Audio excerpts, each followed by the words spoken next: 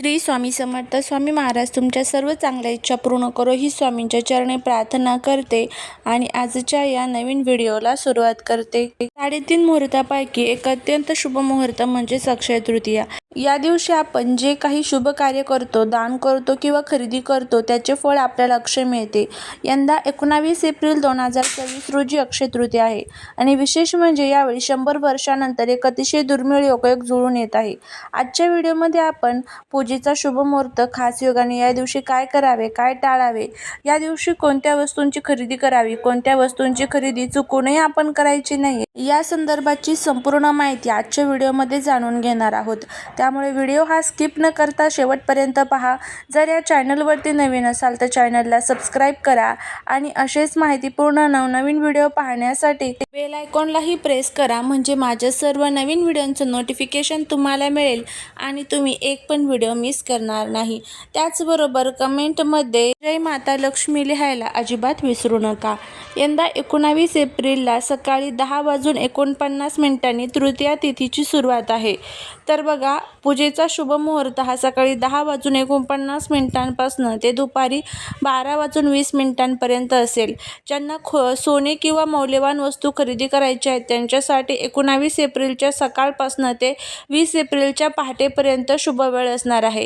यावेळी अक्षय तृतीया का खास आहे? कारण यंदा रवी योग आणि 5 महापुरुष राजयोग एकाच वेळी येत आहेत. ज्योतिषशास्त्रानुसार असा योग खूप वर्षांनी येतो. यामुळे या दिवशी केलेली साधना आणि कामात दुप्पट यश मिळण्याची शक्यता असते. तसेच हा दिवस कृतयोग आणि त्रेतायुगाचा प्रारंभ देखील मानला जातो. त्यामुळे त्याचे आध्यात्मिक महत्त्व खूप मोठे आहे.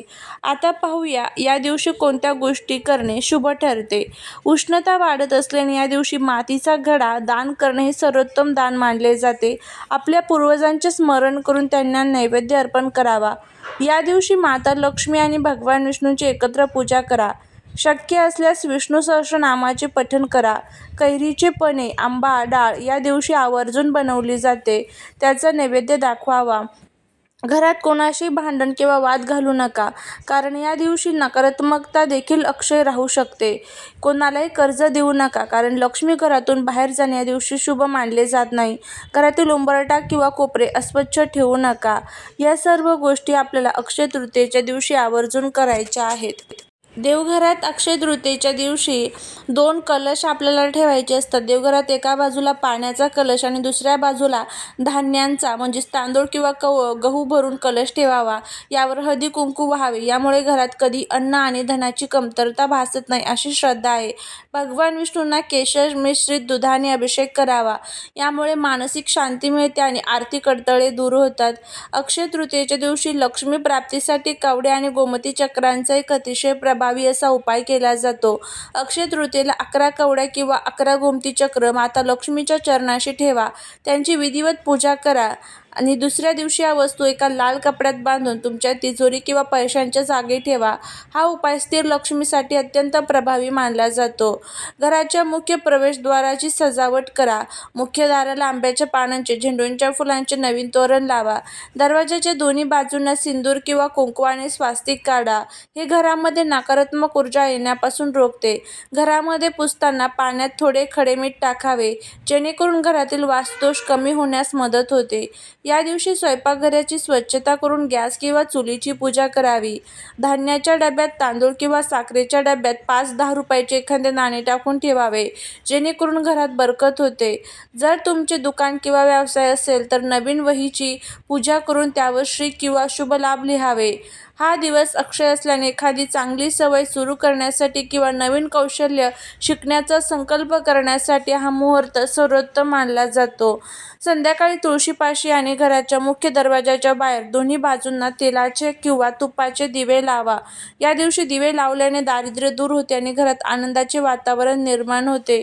त्याचबरोबर या दिवशी काही विशिष्ट वस्तूंची खरेदी देखील केली जाते. आता या वस्तू कोणत्या आहेत बघा. सोने चांदी जर प्रत्येकाला घेणं शक्य नसेल तर आपण त्याऐवजी ह्या ज्या काही महत्त्वाच्या वस्तू आहेत तर त्या देखील खरेदी करू शकतो.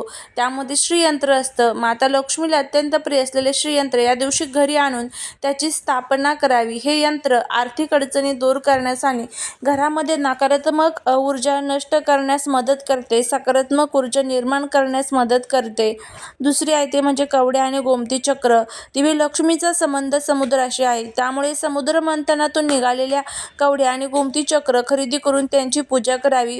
पूजेनंतर या वस्तू लाल कपड्यात बांधून तिजोरीत ठेवल्यास पैशांची कमतरता भासत नाही. पुढचं आहे ते म्हणजे दक्षिणावर्ती शंख. ज्या घरामध्ये दक्षिणावर्ती शंख असतो तिथे माता लक्ष्मीचा वास असतो. अक्षय तृतीयेला हा शंख खरेदी करून देवघरात ठेवणे खूप शुभ आणि फलदायी ठरते. जर तुम्हाला मौल्यवान वस्तू खरेदी करणं शक्य नसेल तर मातीचा नवीन घडा आवर्जून खरेदी करावा.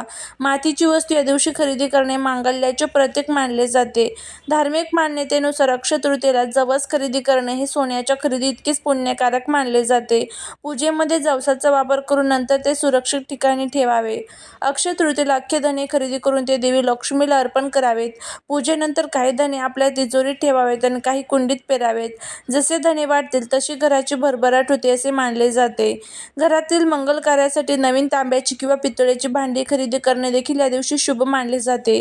तसेच लाल किंवा पिवळ्या रंगाचे नवीन वस्त्र खरेदी करणे देवी लक्ष्मीला प्रसन्न करण्यासाठी उत्तम मानले जाते. या वस्तू देखील तुम्ही खरेदी करू शकता. यातली कोणती एक वस्तू जरी खरेदी केली तरीही त्याचा तुम्हाला खूप चांगला फायदा होईल.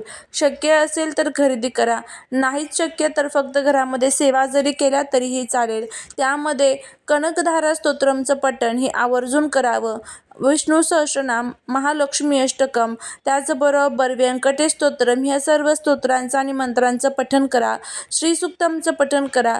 बघा, प्रत्येकाला सर्वच गोष्टी करणं शक्य होत नाही, त्यामुळे या ज्या सेवा असतात ना ह्या जरी आपण केल्या तरी त्याचा आपल्याला चांगला फायदा होतो.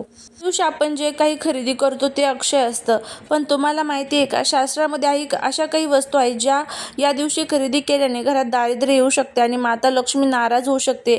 आजच्या व्हिडिओमध्ये आपण अशाच 5 वस्तूंबद्दल जाणून घेणार आहोत ज्या अक्षय तृतीयेला चुकूनही घरी आणू नका. तर चला मग बघूया कोणत्या आहेत. त्यामध्ये पहिली गोष्ट म्हणजे अस्वच्छ किंवा जुनी मोडकळी आलेली भांडी. काही लोक सेलमध्ये स्वस्त मिळतात म्हणून जुन्या किंवा वापरलेल्या वस्तू घेतात. अक्षय तृतीया हा नवीन ऊर्जेचा सण आहे. या दिवशी जुने किंवा डाग असलेले साहित्य खरेदी केल्याने घरात नकारात्मकता येते, लक्ष्मीचा वास राहत नाही. दुसरी वस्तू आहे ते म्हणजे काच किंवा प्लास्टिकचे साहित्य. दुसरी म्हणजे बघा, काचेचा संबंध हा राहू ग्रहाशी जोडला जातो, जो नवीन जीवनात अडथळे निर्माण करू शकतो. तसेच प्लास्टिक हे पर्यावरणासोबतच वास्तुशास्त्रानुसारही शुभ मानले जात नाही. या दिवशी स्टील, तांबे किंवा पितळ खरेदी करणे उत्तम, पण काच आणि प्लास्टिक टाळावे. त्यानंतर पुढची वस्तू आहे ते म्हणजे कात्री, सुरी किंवा धारदार वस्तू. अक्षय तृतीयेला कापले जाणारे किंवा तोडले जाणारे साहित्य खरेदी करणे अशुभ मानले जाते. यामुळे कुटुंबात वादविवाद वाढू शकतात आणि नात्यांमध्ये दुरावा येतो. यामुळे किचनसाठी सुरी किंवा कात्री घ्यायची असेल तर ती या दिवसाच्या आधी किंवा नंतर घ्यावी. चौथी गोष्ट म्हणजे काळ्या रंगाच्या वस्तू किंवा काळे कपडे. अक्षय तृतीया हा सौभाग्याचा आणि मांगल्याचा सण आहे. या दिवशी पिवळा, लाल किंवा पांढरा रंग परिधान करणे आणि त्याच रंगाच्या वस्तू खरेदी करणे शुभ असते. काळा रंग हा शनीचा आणि शोकाचा प्रतीक मानला जातो, त्यामुळे या दिवशी काळ्या वस्तू खरेदी करू नका. पाचवी आणि शेवटची वस्तू म्हणजे लेदर किंवा चामड्यापासून बनवलेल्या वस्तू. चामडे हे मृत प्राण्यांच्या कातडीपासून बनते, त्यामुळे अशा वस्तू या अत्यंत पवित्र घरी दिवशी आणणे शुभ मानले जात नाही. यामुळे घरात नकारात्मक ऊर्जा प्रवेश करते, त्यामुळे या गोष्टी चुकूनही खरेदी करू नका. तर या अक्षय तृतीयेला खरेदी करताना या 5 गोष्टींचे भान नक्की ठेवा. या दिवशी काय खरेदी करावे यापेक्षा काय टाळावे हे समजून घेणे तितकेच महत्त्वाचं आहे. तुम्हाला ही माहिती कशी वाटली मला नक्की कमेंटमध्ये सांगा. व्हिडिओ जर आवडला तर लाईक, शेअर, सबस्क्राईब करा. स्वामी समर्थ.